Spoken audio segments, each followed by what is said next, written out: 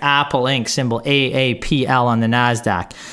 Currently, it trades at $110.50 in that range. Market cap, absolutely massive, $1.9 trillion.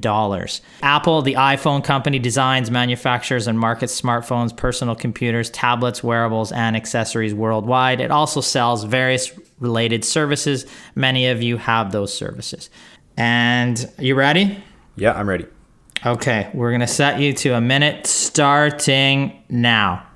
Number one of the greatest investors of all time, Warren Buffett, owns over 5.7% of Apple's outstanding shares, coming in at just under 50% of Berkshire Hathaway's overall portfolio.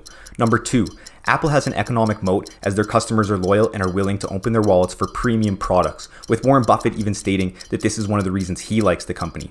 Number three, privacy. In a world with a lack of privacy, Apple is leading the charge for consumer privacy, which I believe will lead to further brand loyalty, as the new iOS 14 system defaults users to be opted out of data being collected on them. Number four, the iPhone 12 has just been released, which could give a boost to the company's sales in the short term. Number five, according to Statista, Apple has 52% of the smartphone market in the US, and globally, they only have about 26% of the market, showing an opportunity for increased expansion outside of North America. And number six, the stock is trading at a reasonable PE multiple of approximately 33 times, considering 10.7% growth in EPS and 16% growth in cash flow from operations over the past year. Boom. I'd say Aaron Dunn, Mr. Aaron Dunn.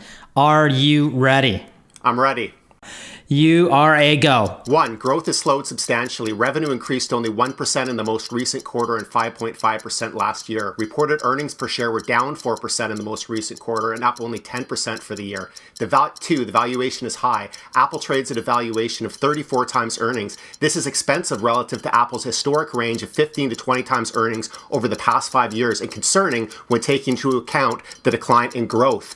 3. There are better tech stocks to own that offer higher growth for a similar valuation. 2 examples being Microsoft and Facebook, which reported quarterly earnings growth of over 30% and trade at similar valuations. 4. iPhone sales have declined. The iPhone is Apple's top product, accounting for over 50% of sales. However, iPhone sales were down 20% in the last quarter and down 3% over the last year.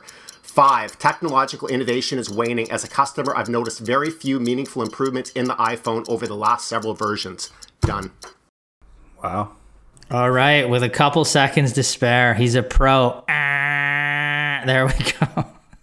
I bought it. Order in the court.